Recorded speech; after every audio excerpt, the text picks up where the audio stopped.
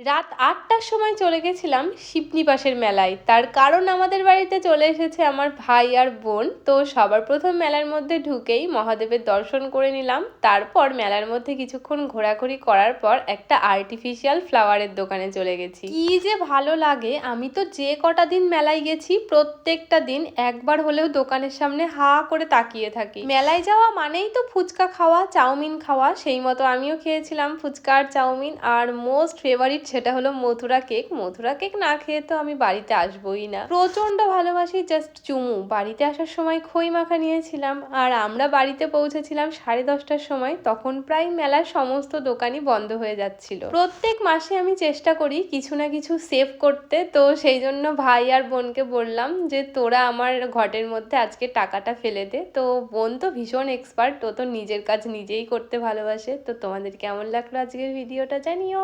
By.